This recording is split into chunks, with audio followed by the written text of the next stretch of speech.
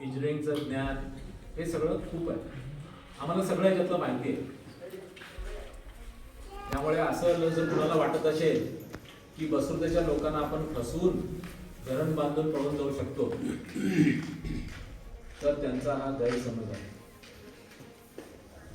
तुम्हाला सुरुवातीपासून सांगतो याचं बॅकग्राऊंड, की धरणं बांधायचं किंवा जमिनी कब्जा करायचा, याचा भारताचा इतिहास थोडा आपण समजून घेऊ. तुम्हाला म्हणजे बॅकग्राऊंड असू दे, की जेव्हा तुम्ही कुणाशी बोलाल तर तुम्हाला थोडंसं त्याची आयडिया आहे.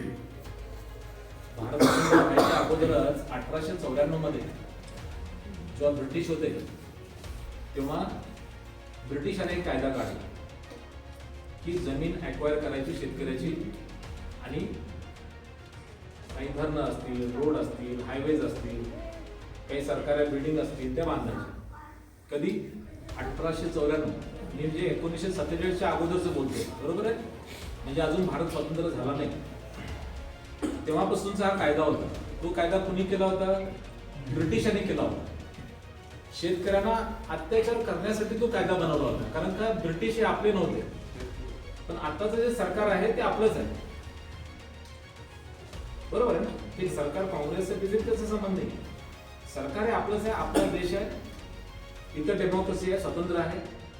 आणि असं तुम्ही धरून चालला की समोरचा माणूस मला फसवणार नाहीये आणि तो सांगतोय तो खरं सांगतोय, असं एक तुम्ही धरून चालला होता. आणि असं मी पण धरून चाललो होतो की माझ्या शेतकऱ्यांना, माझ्या माणसांना फसवणार नाही ते लोक, असं मला वाटलं होतं. भले पैसे कमी, 88 लाख रुपये खूप कमी पैसे आहेत, हे पण मला माहिती होतं. मला माहिती होतं की 1 करोड 10 लाख रुपये किंमत आहे शेताची, कमीत कमी. मी खूप अभ्यास केलेला आहे, वकिलांशी बोललेलो आहे, बँगलोर माझ्या मित्रांशी बोललेलो आहे, ह्या डिपार्टमेंटमध्येच माझे लोक ओळखीचे आहेत. त्या सगळ्यांना विचारलं तर सगळ्यांना सांगितलं होतं की 1 करोड 8 लाख रुपये प्लस जमिनीचे पैसे भेटतात. तरी सुद्धा मला हे माहिती असून सुद्धा, आमच्या वडिलांना बरेच वेळ चर्चा केली होती, माहिती असून सुद्धा म्हटलं ठीक आहे, 88 लाख रुपये भेटतात तर भेटू द्या आणि धरण होऊ द्या. म्हणून आम्ही ह्याच्यावरती जास्त चर्चा केलं नाही आणि विरोध निर्माण केला नाही, किंवा तुम्हाला लोकांना कधी मी म्हटलं नाही की बा तुम्ही असं करा किंवा करू नका किंवा असं करा, असं म्हटलं नाही. पण आता माहित पडतं की तुमच्यावर डाऊनप्लेस खेळला जातो, फसवणुकीचा. की जसं तुम्ही याला मला गेला की इथं लोक डॅम बांधतात, म्हणजे मला आता खात्री झालेली आहे की तुम्हाला फसवण्याचा डाव तो चालू आहे. खरं असलं असतं तर तुम्ही यल्लामाला जायची वाट बघायची तुम्हाला गरज नाही. तुम्ही यल्लामाला जाताना तुम्ही गेल्यानंतरच जेव्हा काम चालू होतंय, त्याचा अर्थ तुम्ही समजून घ्या की तुम्हाला फसवायचा डाव जोरात आहे आणि तुम्हाला तुमचे पैसे भेटणार नाही. का असं मी म्हणतो पैसे भेटणार नाही आहे? कारण का भेटायचे जर पैसे असले असते तर त्या कायद्याप्रमाणे पैसे देऊन त्यांनी काम सुरुवात करायला पाहिजे होती. ब्रिटिशांनी जो कायदा केला होता 1894 मध्ये, तेव्हा असं करत होते जे आता करताय, की तुम्हाला अंधारात ठेवायचं, सरकार सरकार सरकार म्हणायचं, सरकार काही करू शकते म्हणायचं, 10 लोकांना दम द्यायचा, काही लोकांच्या सह्या घ्यायच्या. हे ब्रिटिश काळात करत होते. कधीपर्यंत? 2013 पर्यंत. जेव्हा मनमोहन सिंग जेव्हा प्राईम मिनिस्टर बनले, जेव्हा कोएलिशन गव्हर्नमेंट होतं, तेव्हा ह्याच काँग्रेस पक्षाने एक बिल आणलं, लँड ॲक्विजिशन ऍक्ट. 26 सप्टेंबर 2013 मध्ये हे बिल पास केलं. काय? शेतकऱ्यांच्यावरती कोणताही अत्याचार होऊ नये, जमीन घ्यायच्या वेळेला शेतकऱ्याला समजावून सांगणे की आम्ही इथे काय बांधणार आहे, तुमची भागीदारी घेणे, त्या धरणात तुम्हाला नोकऱ्या देणे, जर तुमचं जे कामकाज आहे, तुमचं शेतकरी कामकाज आहे, तुम्हाला अल्टरनेटिव्ह शेती देणे, पैसे देणे सोडून, गुरं चालायचे आहे त्यांना चाराला जागा देणे. गुरांना आता पाणी नाही आहे तुमच्या, कारण तिकडे धरणात पाणी होतं ते गेलं, तुम्ही तुमच्या घरी आणून पाणी वाचवताय. या सगळ्या गोष्टी करण्यासाठी एक सोशल असेसमेंट करायचा एक कायदा आहे, सोशल असेसमेंट, की समाजाचा काय प्रॉब्लेम आहे. त्या कायद्यामध्ये ह्या त्या 2013च्या कायद्यामध्ये सोशल इकॉनॉमिक असेसमेंट SEA हे करायचं आहे. हे तुम्हाला केलेलं नाहीये. तुम्हाला केलंय कधी? तुमची सभा घेतली ग्रामसभेमध्ये किंवा कुठे घेतले की बाबा तुम्हाला तुमची आम्ही तुमची जमीन आता लेवल करणार आहे आणि तुमची जिथं गुरं जात होती, जिथं पाणी येत होतं, ती तुम्ही कशी करणार आहे असं तुम्हाला कधी विचारण्यात आलं? नाही विचारणार. हे बघा, कलम 4 सामाजिक प्रभाव अभ्यास. कलम 4 आज कलम 4 जो आहे सामाजिक प्रभाव अभ्यास हे केलेला नाहीये. कलम 5 ग्रामसभेत सुनावणी, म्हणजे तुम्हाला सगळ्यांना बोलून ग्रामसभेमध्ये प्रत्येक माणसाला बोलून सांगणं की हे डॅम किती रुपयाचा आहे, हे डॅमची हाईट किती आहे, त्यात पाणी किती भरणार आहे,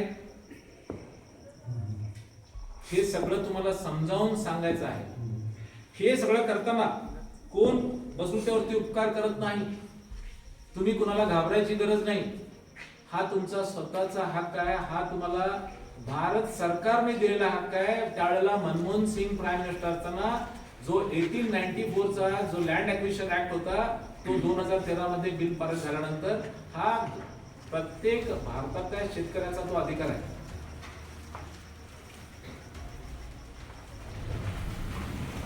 ते कोण आमदार म्हणतं, खासदार म्हणतं, एडिलर म्हणतो, चीफ इंजिनियर म्हणतो, हे तुम्हाला कोणी काय देत नाही ना. आम्ही तुमच्याकडे मागतोय, त्यांच्याकडे तुम्ही त्यांच्या खिशातले पैसे मागत नाही.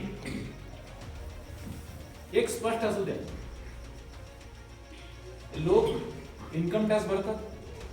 तुम्ही दारू पिल्यानंतर एक्साइज ड्युटी भरता, चहा पिल्यापासून सगळ्यांचे GST भरता. हे पैसे कन्सॉलिडेटेड फंड ऑफ इंडिया, भारताचा एक फंड राहतो कन्सॉलिडेटेड फंड ऑफ इंडिया किंवा तसं स्टेटचा एक फंड होता, त्या फंड मध्ये जमा होतात. लोकांचे पैसे हे परत तुम्हाला देण्याची जी तरतूद आहे ते पैसे मागतात. तुमच्या डोक्यात एकदम क्लिअर राहू द्या, तुम्ही खिशातनं कुणाचेही पैसे मागत नाही. हे मी इन्कम टॅक्स भरलेला आहे. अशा कित्येक हजारो लाखो लोकांनी, कंपन्यांनी इन्कम टॅक्स भरला. आता कर्नाटकमध्ये इन्फोसिस कंपनी आहे, TCS आहे, हजारो लाखो इंजिनियर आहेत. ते लोक 40-40%, 30-30% टॅक्स भरतात. तेच पैसे आहेत जे 200-300 कोटी रुपये जमा झाले, ते पैसे देतात. असं काय तुमच्या डोक्यात झालं की कोणतरी पैसे देत आहे, असं डोक्यात तुम्ही आणू नका. हे तुमचे हक्काचे पैसे. जो कायदा आहे तो तुमचा कायदा, तुमच्यासाठी केलेला कायदा. फक्त तुम्हाला बसवण्यासाठी नाही, पूर्ण इंडियाला शेतकऱ्यांना त्रास होऊ नये म्हणून केलेला कायदा आहे. लँड ऍक्विजिशन ऍक्ट मध्ये पहिली लाईन आहे की transparency. Land acquisition act transparency and rehabilitation. म्हणजेच काय? ट्रान्सपरन्सी म्हणजे पारदर्शकता पाहिजे. म्हणजेच काय? जे पण आमच्या धरणाबाबतीत जी पण माहिती आहे ह्या सगळ्या बसुदेच्या लोकांना माहिती पाहिजे. पारदर्शकता नाही आहे. तुम्हाला एकही नोटीस दिलं नाही. नोटीस न देता तुमची जमीन घेऊ शकत नाही. तुम्हाला 100% पूर्ण पैसे दिल्याशिवाय 5 पैसे जोपर्यंत तुम्ही त्यांनी दिल्याशिवाय तुमच्या गावात एंट्री करायचं परमिशन या कर्नाटकच्या चीफ मिनिस्टरला सुद्धा नाही. कारण का हा कायदा, एक मिनिट, हा कायदा जो आहे हा फक्त कर्नाटक स्टेट पुरती नाहीये. हा पूर्ण इंडियाचा कायदा आहे. इंडियन पार्लमेंटने पास केलेलं बिल आहे. म्हणजे सिद्धरामय्या असं म्हणू शकत नाहीत की land acquisition act done by Siddaramaiah, no, किंवा MLA बनवू शकत नाही. कायदा एकच आहे. तो कायदा म्हणतो की जोपर्यंत तुमचे 100% पैसे देत नाही तोपर्यंत तुम्ही एंट्री सुद्धा करायचं नाही, सर्वे करायचं नाही. सर्वे तुम्ही असेसमेंट करता, काम करायला सर्वे पण करायचं नाही, मशीन आणायचं नाही. आणि नाही म्हणायचा कायदा, नाही म्हणायचा अधिकार, म्हणजे रोखून थांबवायचा अधिकार हा तुमचा आहे. तुम्ही काही बेकायदेशीर करत नाही. जेव्हा तुम्ही म्हणताय की आमच्या गावात येऊ नको, मशीन घेऊन येऊ नको, काम चालू करू नको, असा तुमचा तो अधिकार आहे. जर तुम्हाला कोणी दम दिला तर तुम्ही पोलीस कमिशनर कडे जायचं डायरेक्ट. कारण का सेंट्रल गव्हर्नमेंटचे त्यांनी हे जे बुक आहे हे सगळं वाचले. बघा माझ्याकडे अख्खं बुक आहे. ह्याच्यात भारताची घटना पूर्ण लिहिलेली आहे. हे मी पूर्ण वाचलेलं आहे. दिवसाला मी 14 तास अभ्यास केलेला आहे. मी इंजिनियर आहे, पण मला कायदा जबरदस्त येतो. मी तुम्हाला सगळं सांगितलं. आता हे माहिती असल्याशिवाय कोणी सांगणार नाहीये. हे एम लक्ष्मीकांत म्हणून बुक आहे, इंडियन पॉलिटिक्स. हे सगळे कलेक्टर्स, सगळे IPS ऑफिसर, सगळे IAS ऑफिसर किंवा काही राजकारणी लोकांनी पण वाचलेलं बुक आहे. ह्याच्यामध्ये सगळे कायदे आहेत की भारताची घटना कशी झाली, आमदार म्हणजे काय, खासदार म्हणजे काय, कॉन्स्टिट्यूशन असेंब्ली काय, फेडरल स्ट्रक्चर काय, हे सगळं ह्याच्यात आहे. हे जसं बुक आहे तसा आहे देश चाललेला आहे. हा देश एकट्याचा नाही आहे, हा देश तुमचा आमचा आहे. एखादा आमदार जेव्हा बनतो तेव्हा पीपल्स रिप्रेझेंटेशन ऍक्ट आहे. पीपल रिप्रेझेंटेशन ऍक्ट म्हणजे काय, तुमचा तुम्ही नेता नेमता की माझ्या शेतकऱ्यांना, माझ्या माणसांना फसवणार नाही ते लोक, असं मला वाटलं होतं. भले पैसे कमी, 88 लाख रुपये खूप कमी पैसे आहेत, हे पण मला माहिती होतं. मला माहिती होतं की 1 करोड 10 लाख रुपये किंमत आहे शेताची, कमीत कमी. मी खूप अभ्यास केलेला आहे, वकिलांशी बोललेलो आहे, बँगलोर माझ्या मित्रांशी बोललेलो आहे. ह्या डिपार्टमेंट मध्येच माझे लोक ओळखीचे आहेत. त्या सगळ्यांना विचारलं तर सगळ्यांना सांगितलं होतं की 1 करोड 8 लाख रुपये प्लस जमिनीचे पैसे भेटतात. तरी सुद्धा मला हे माहिती असून सुद्धा आमच्या वडिलांना बरेच वेळ चर्चा केली होती. माहिती असून सुद्धा म्हटलं ठीक आहे, 88 लाख रुपये भेटतात तर भेटू द्या आणि धरण होऊ द्या. म्हणून आम्ही याच्यावरती जास्त चर्चा केलं नाही आणि विरोध निर्माण केला नाही, किंवा तुम्हाला लोकांना कधी मी म्हटलं नाही की बा तुम्ही असं करा किंवा करू नका किंवा असं करा, असं म्हटलं नाही. पण आता माहित पडतं की तुमच्यावर डावपेच खेळला जातो, फसवणुकीचा. की जसं तुम्ही याला मला गेला की इथे लोक डॅम बांधतात, म्हणजे मला आता खात्री झालेली आहे की तुम्हाला फसवण्याचा डाव तो चालू आहे. खरं असलं असतं तर तुम्ही यल्लामाला जायची वाट बघायची कुणाला गरज नाही. तुम्ही यल्लामाला जाताना तुम्ही गेल्यानंतरच जेव्हा काम चालू होतंय, ह्याचा अर्थ तुम्ही समजून घ्या की तुम्हाला फसवायचा डाव जोरात आहे आणि तुम्हाला तुमचे पैसे भेटणार नाही. का असं मी म्हणतो पैसे भेटणार नाही आहे? कारण का भेटायचे जर पैसे असले असते तर त्या कायद्याप्रमाणे पैसे देऊन त्यांनी काम सुरुवात करायला पाहिजे होती. ब्रिटिशांनी जो कायदा केला होता 1894 मध्ये, तेव्हा असं करत होते जे आता करतायत की तुम्हाला अंधारात ठेवायचं, सरकार सरकार सरकार म्हणायचं, सरकार काही करू शकते म्हणायचं, 10 लोकांना दम द्यायचा, काही लोकांच्या सह्या घ्यायच्या. हे ब्रिटिश काळात करत होते. कधीपर्यंत? 2013 पर्यंत. जेव्हा मनमोहन सिंग जेव्हा प्राईम मिनिस्टर बनले, जेव्हा कोएलिशन गव्हर्नमेंट होतं, तेव्हा ह्याच काँग्रेस पक्षाने एक बिल आणलं, लँड ऍक्विजिशन ऍक्ट. 26 सप्टेंबर 2013 मध्ये हे बिल पास केलं.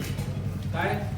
शेतकऱ्यांच्यावरती कोणताही अत्याचार होऊ नये, जमीन घ्यायच्या वेळेला शेतकऱ्याला समजावून सांगणे की आम्ही इथे काय बांधणार आहे, तुम्हीची भागीदारी घेणे, त्या धरणात तुम्हाला नोकऱ्या देणे,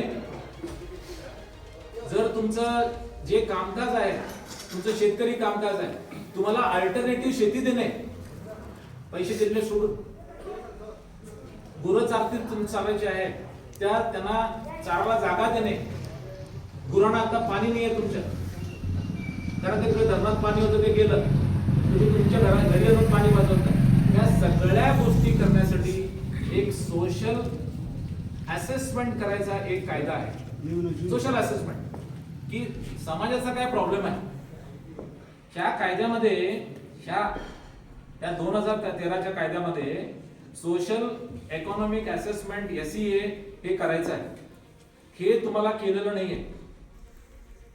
तुम्हाला केलंय कधी? तुमची सभा घेतली ग्रामसभेमध्ये किंवा कुठे घेतले की बाबा तुम्हाला तुमची आम्ही तुमची जमीन आता लेवल करणार आहे आणि तुमची जिथं गुरं जात होती, जिथं पाणी येत होतं, ती तुम्ही कशी करणार आहे असं तुम्हाला कधी विचारण्यात आलं? नाही विचारणार. हे बघा, कलम 4 सामाजिक प्रभाव अभ्यास. कलम 4 हा कलम 4 जो आहे सामाजिक प्रभाव अभ्यास हे केलेला नाहीये. कलम 5 ग्रामसभेत सुनावणी, म्हणजे तुम्हाला सगळ्यांना बोलून ग्रामसभेमध्ये प्रत्येक माणसाला बोलून सांगणं की हे डॅम किती रुपयाचं आहे, हे डॅमची हाईट किती आहे, त्यात पाणी किती भरणार आहे, हे सगळं तुम्हाला समजावून सांगायचं आहे. हे सगळं करताना कोण बसुट्यावरती उपकार करत नाही. तुम्ही कुणाला घाबरायची गरज नाही. हा तुमचा स्वतःचा हक्क आहे. हा तुम्हाला भारत सरकारने दिलेला हक्क आहे. त्यावेळेला मनमोहन सिंग प्राईम मिनिस्टर असताना जो 1894 चा जो लँड ॲक्विजिशन ऍक्ट होता तो 2013 मध्ये बिल पारित झाल्यानंतर हा प्रत्येक भारतातल्या शेतकऱ्याचा तो अधिकार आहे.